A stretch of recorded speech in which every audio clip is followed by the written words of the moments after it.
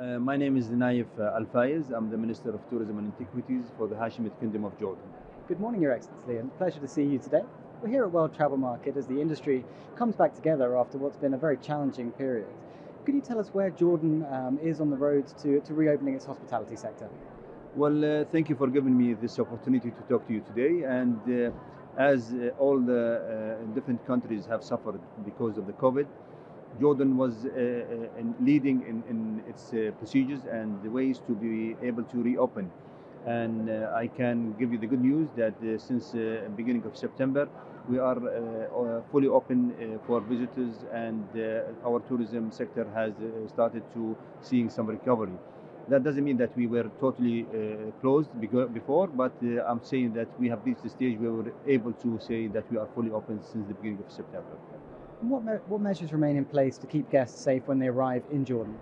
Well, throughout the COVID crisis, I think we were able to follow best international advice and procedures. There were no one particular advice or procedure that you could follow, unfortunately, but we took the best and we were able to come up with our model. That is, I would say, one of the unique models that are seeing good progress, at the same time keeping measures to make sure that both our visitors and our citizens are safe. So first what we did is we did the rollout of vaccines, and one of the first sectors to receive the vaccines fully was the tourism sector. So we did work with them on the early stages, although the sector is youth, mainly youth, but we took the exception for them to be able to get vaccinated, understanding the importance of this sector for our economy and to restart tourism as soon as possible. So by April, we were almost at 95% of our industry fully vaccinated. Today, we could say we are mainly vaccinated as a tourism industry. At the same time, we took the best protocols that needed to be followed in locations, in terms of capacities, in terms of hygiene, in terms of procedures, and we trained the industry to be able to deal with this COVID cases and the COVID crisis throughout the time.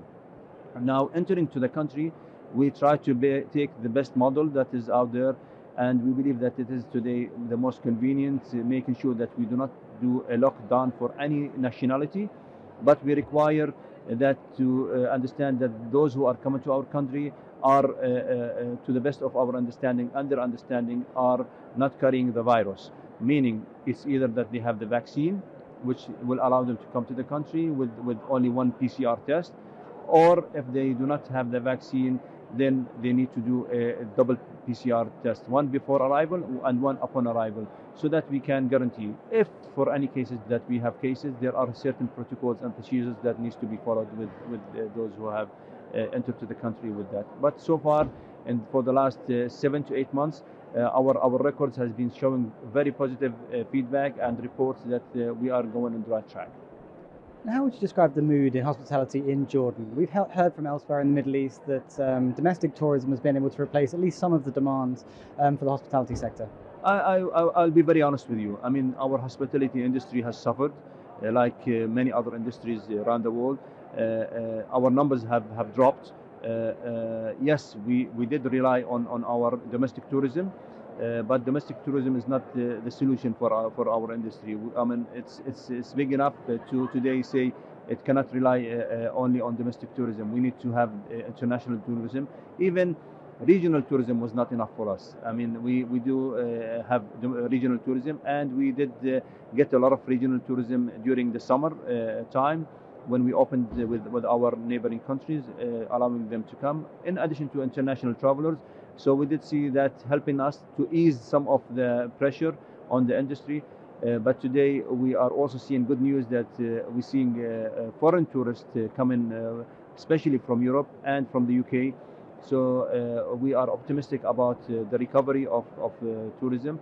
I'm not going to say that 2021 is going to be the best year, but it's going to be definitely a better year than 2020, leading us to 2022, hopefully with almost to 2019 numbers by the end of 2023, and improving on those numbers in 2024.